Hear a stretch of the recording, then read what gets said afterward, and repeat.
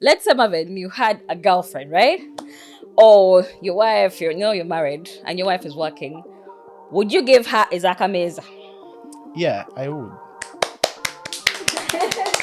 Very good.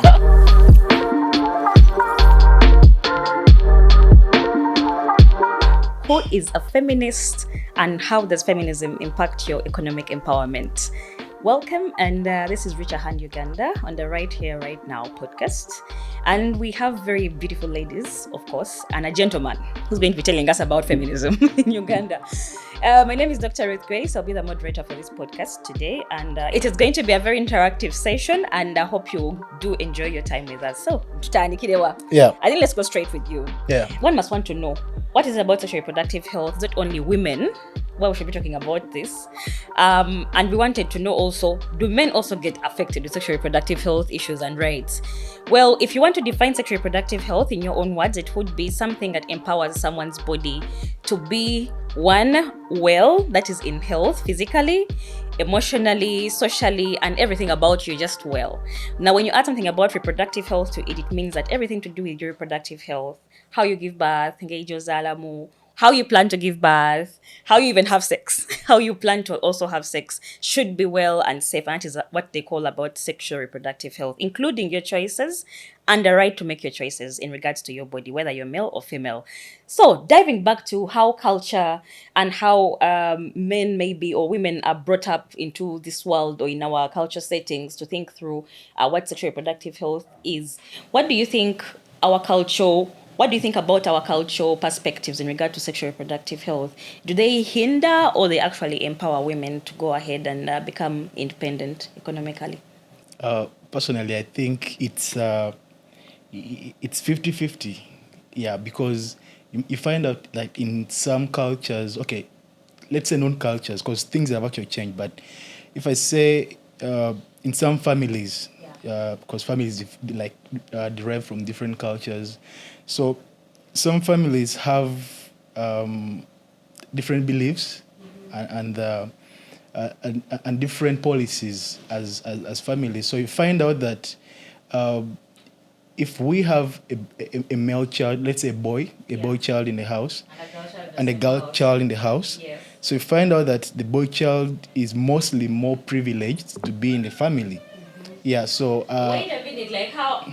I think it's the other way around. no, no, no. Yeah. Where It the is girls are the like other more way precious around. about that. No, no, no. Girls, in most of the families, girls are Yes. never are privileged. But did you really think of what do you think Yeah. about that? You can share with us.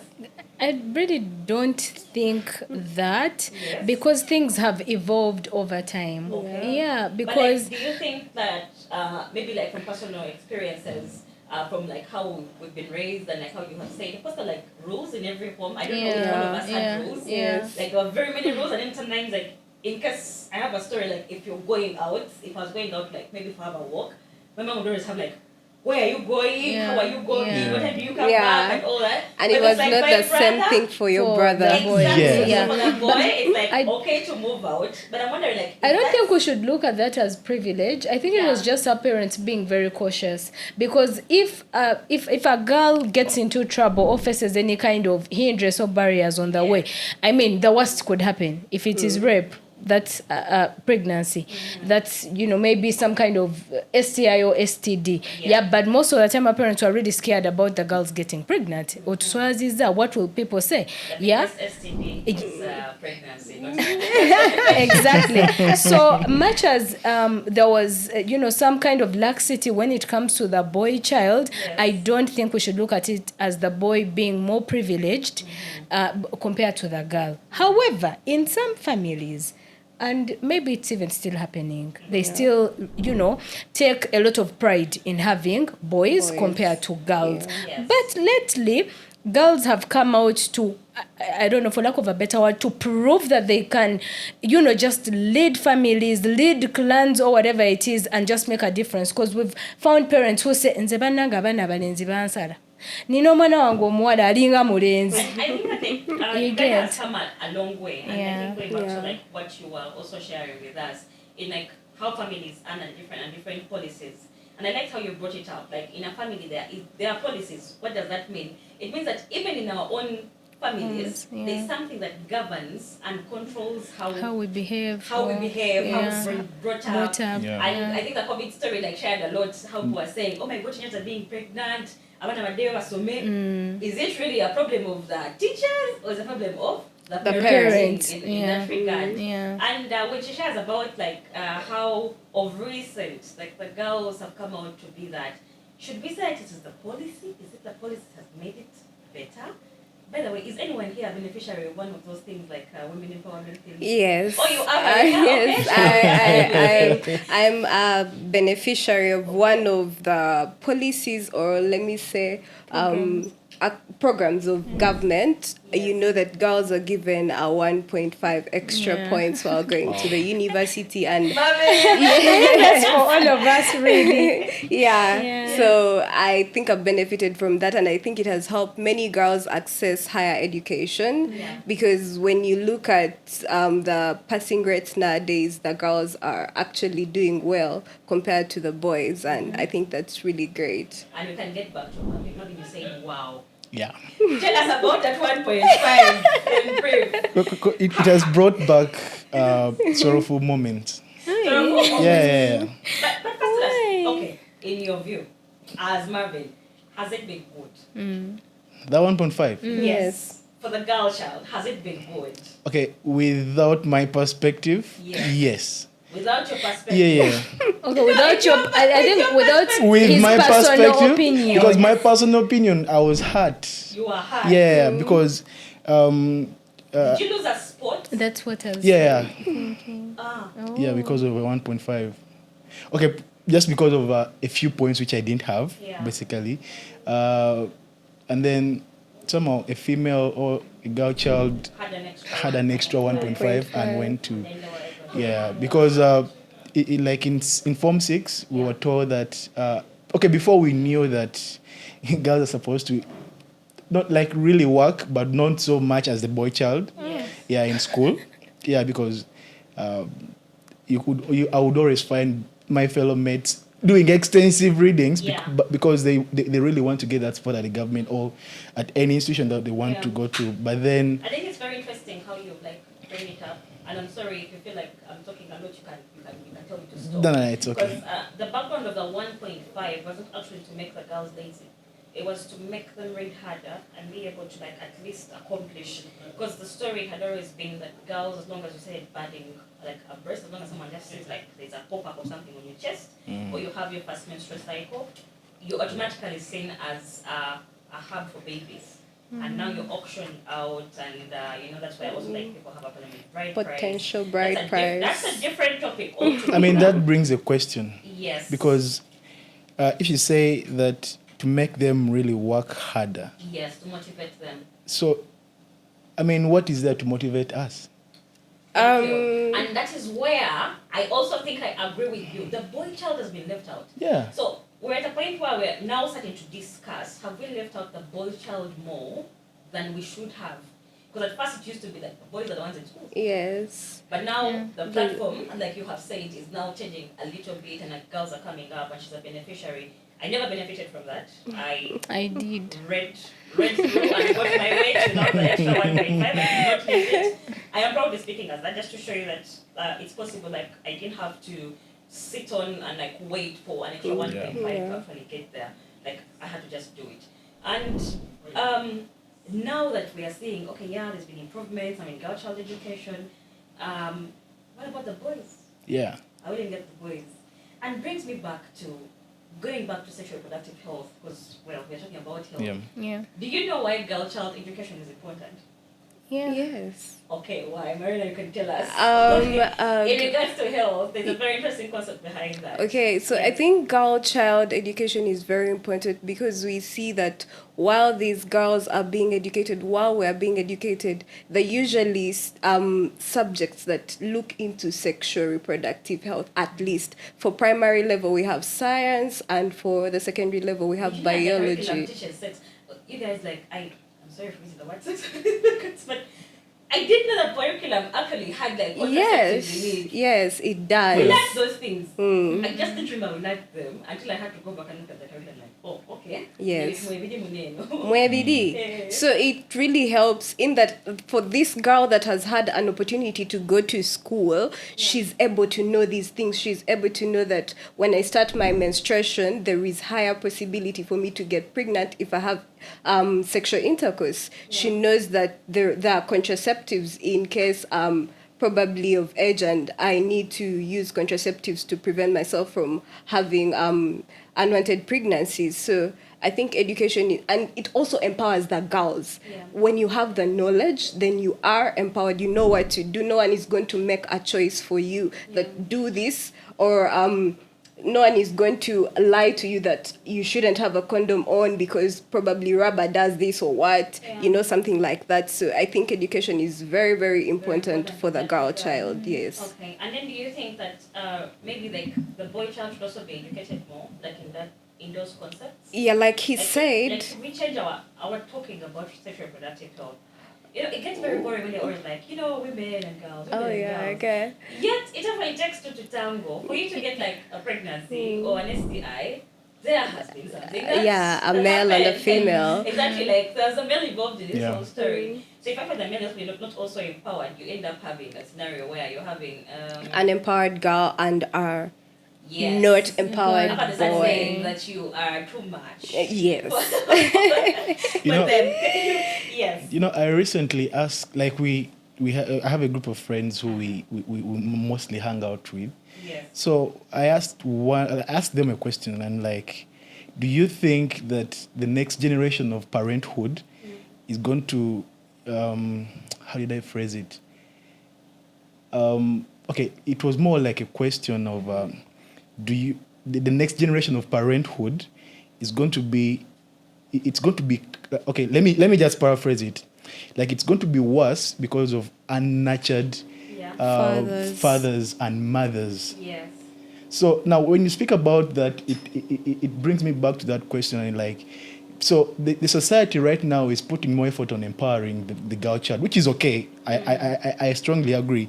Yeah. But still, also, the boy child also needs to be empowered. Do you think our culture had a little bit of nurturing for girls and women to be parents, that you think right now girls and women cannot be good parents?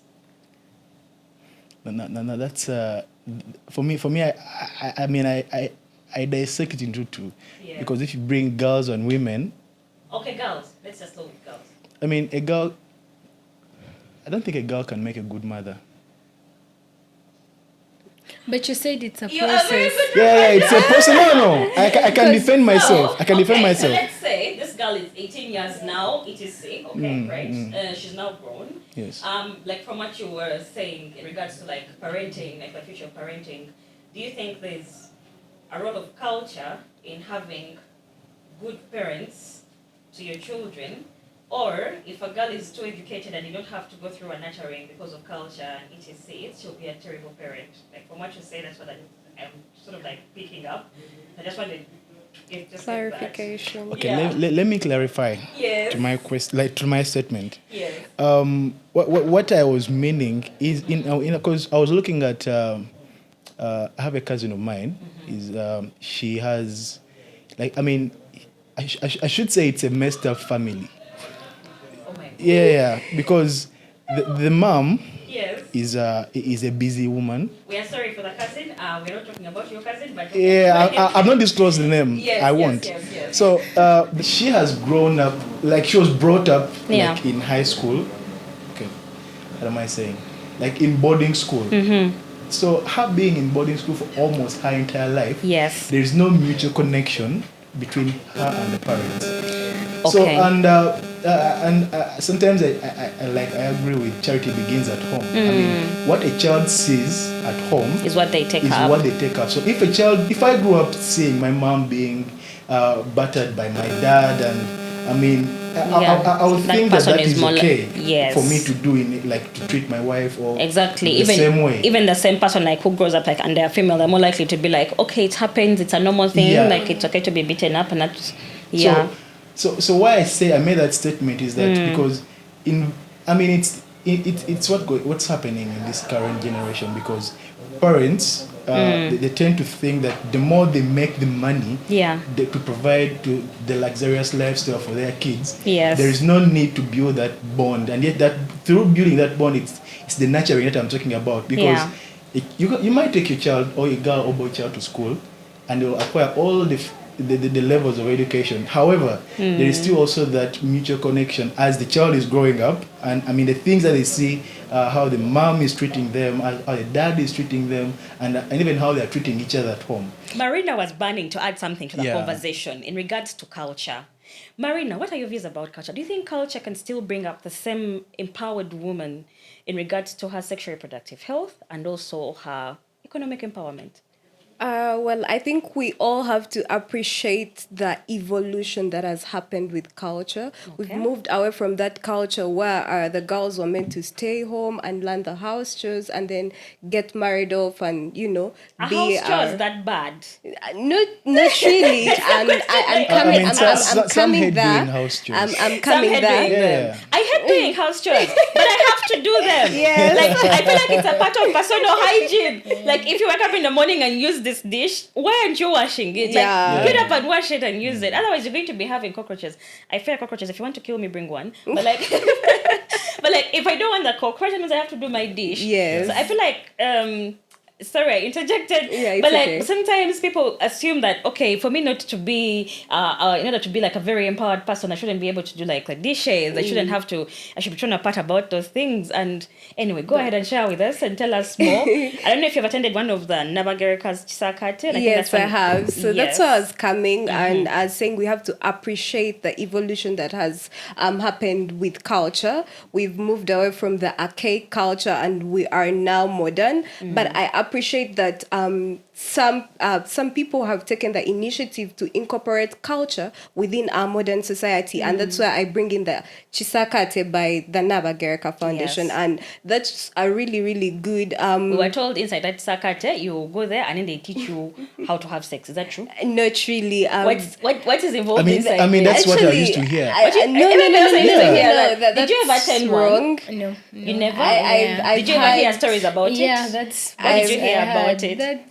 they teach kids how to pull and How- stuff like you that. see? Yeah. So Tell the us. propaganda is wrong, but Yes. actually what they do in that Sakate is to empower young people, young girls and young boys actually, because all children are welcome. So they teach us, or they teach the children things to do, and they empower you with like life skills, things like baking, things Yeah. like games, Oh, people that are really? interested in soccer, chess, ballet, dancing, and it's very incorporated into the modern society. Oh, that's where the like- princess used to dance ballet. Yes. Ah, okay. So So do you also dance ballet? not really. What I gained from the Chisakate was That's from the brain. baking skills. I learned how to bake from there, and I also learned Oh. how to cook. Actually, make there. make the matoke in the Uganda way and all that. So it was a great experience, and I think as parents, one thing that parents are forgotten is to teach children these things while they're at home. Spare that one weekend.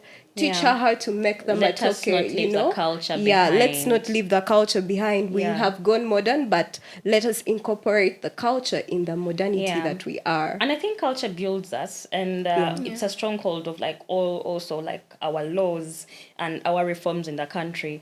And I'm going to move to you, Miranda, and then you share with us a little bit about how do you think policy can influence empowerment of women in regards to their sexual and reproductive health? Okay, thank you Yes. very much. You're for that welcome. question. I can see the conversation was just going everywhere, touching every bit.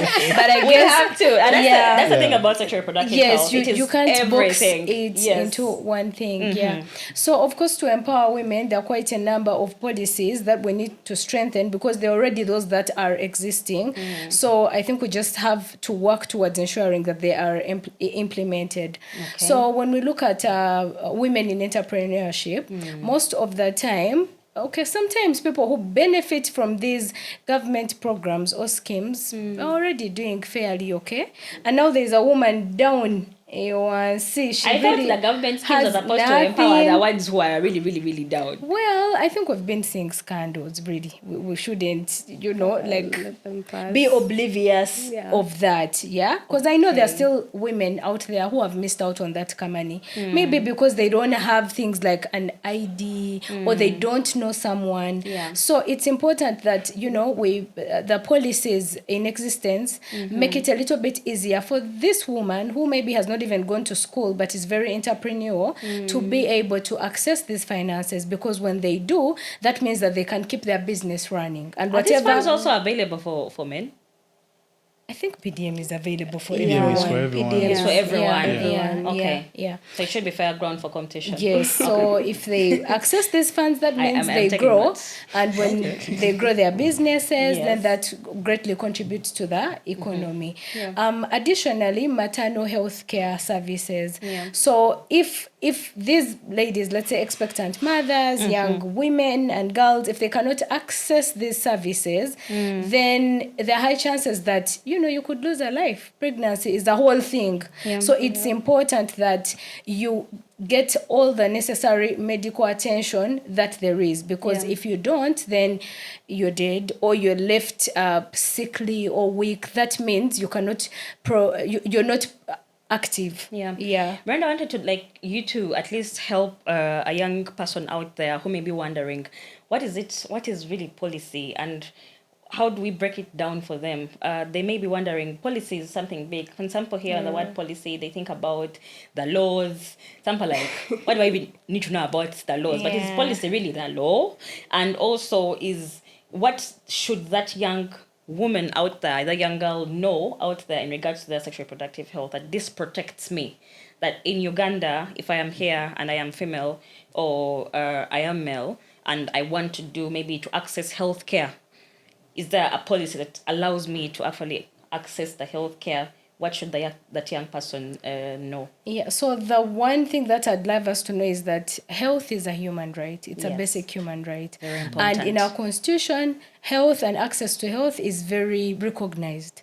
Yeah. So now we have to... Abatamanyi constitution niba kyekitabo ekirimu all the laws. We have a lawyer to be here on the panel. In the constitution, Yeah. you find all the rights you're obliged to in chapter 4, and I know very many people Chapter have, four. When you have speak no about chapters, access the Bible. to these. Bible. Yeah. That is why we're in we the are Bible. here to let people know about Yes. their rights Yes. and how the constitution protects them, or how our state protects their What rights. are those examples of rights? So let's say I'm a young lady that I am in Uganda and I'm here and I want to go for a checkup, Oh, or I want to go and get a family planning method. What is my right in that regard? like she said, Yes. you have a right to access health services. That is a right that is clearly stipulated in chapter 4. Very good. Yes, of the so back to Constitution. Miranda, that every young person out there should know that you have a right to walk into the facility Yeah. and Yes. demand care Yeah. and get the access to the Yeah. care. Yes. Okay. But you can then go- the challenge there is Yes. the affordability. Affordability. Because now that you have walked there, if Yes. you don't have the money, what does that mean? government Because hospitals, and they free. we have the health centers there, but Yes. sometimes the medical The medical supplies are not services are there. not there. Then the other challenge is today you'll go and maybe for a contraceptive, they've given you an IUD. Yeah. Then maybe you've taken it out, you're ready to have a baby, you're done with that, you're back to get it and it's not there.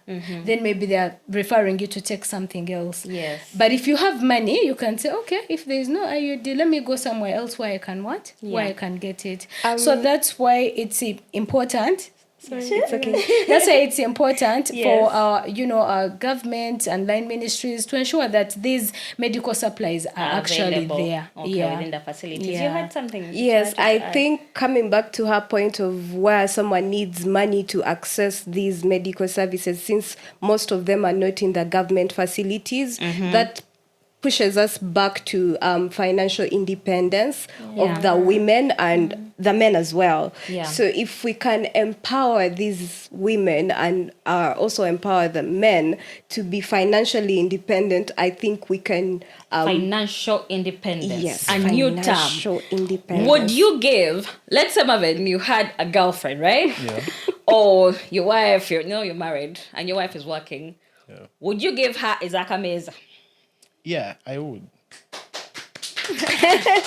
Very good. I would like to chip in a bit. Okay. So if I would like to like advocate to the married people or the people that are cohabiting and your man is giving you a Zaka Meza. Yes. So I think these ladies need to be educated or on entrepreneurial skills. Yes. In that if the man is giving you a Zaka Meza, yes, you have to remove some to get the home supplies or groceries. Yes. But why don't you save a little from that Ezaka Meza? Or even invest in that with that money, Yes, right? and invest. jointly. Yes. Can I say Yes. something? Yes, Marvin. She was talking about like giving her explanation about the Kameza money. Yeah. So where I come in is, there's sometimes some scenarios when the Kameza money is not enough for Yes. the woman to save. Yeah. So it also, like, if I was the man, How much is enough? I mean, I can't give an amount to enough, but it depends on the members of the family that you're feeding. Yes. Yeah. So if I have the family and I have my wife, Yeah. and she's a stay-home wife, Mm-hmm. I would personally, if she ain't working, Yeah. what I would do, I would. No, she's working in this case. Okay, in this case, she's working. Yeah, she's working. Okay, if she's in this case working, I would. Yeah. There are two things that I would suggest put Yes. across. One, to come up with a joint venture, like Okay. investment venture. Exactly. So invest jointly. Yes, Yeah. whether in real estate or farming or whatsoever. Then the other, Marvin is a rich guy. Real estate. Real estate. Some Yes. money. Okay, continue. money is coming. Yes. So the other one would be, because yes, we do advocate for saving, but in most scenarios, Mm-hmm. you need to have a saving scheme as a family, but still also have Personal saving scheme. No, not a personal saving scheme. Have an alternative. Did you mean a personal savings for like the No, woman? The woman herself. Yeah. No. She You has don't to. believe in that? I don't think that conversation will No, end today. I don't. But let me wind up with my point. Yes. So the other one would be having like independent investment schemes as let's say a woman. I would advise her to actually have one as a woman. Yeah. Then I also be having mine as a man, and also have like joint other investment schemes as a family. Yeah. Yes, you could be having rentals, let's say, but I can't stop you from having your, let's say, your own depot of let's say beverages or your own liquor store. And I mean, Yeah. you as a woman, because you also need the money. Exactly. So in it scenarios goes when back to independence. Yeah. Yes. So not only just financially, but also like as a person. And I think when like two people get together, whether they're just having a dating relationship or they're just even like colleagues or friends, it's always a conversation. Like, how Yeah. do we support each other? Yeah. Sometimes you even sit down and like as friends and you're having fun and you're like, okay, so by the way, I think we should do a business together. How do we invest together? And how you talk about how your investments are going to be is what defines like the long run. I like that you say that, yes, the women should invest. I think we all agree in that. Yes. The conversation on where to have separate accounts or not, I think should also be like, I don't think your friend would come and be like, hey, don't have your own separate things. And I Yeah. don't think also a friend would hide what they have from the other friend. That's a conversation for another day in regards to the marriage bill. But as we are like closing up this conversation, we wanted to really put into perspective one's sexual health. I asked in the beginning, what do we know about education and health? And the short story is that the girl child was educated at least up to 18 years. That's why they give the points at senior 6, so that by 18 years, the girl child's body as well is ready to have a pregnancy. So just by nature, after the age of 18, the body is more likely to have a pregnancy and have a healthy pregnancy onwards.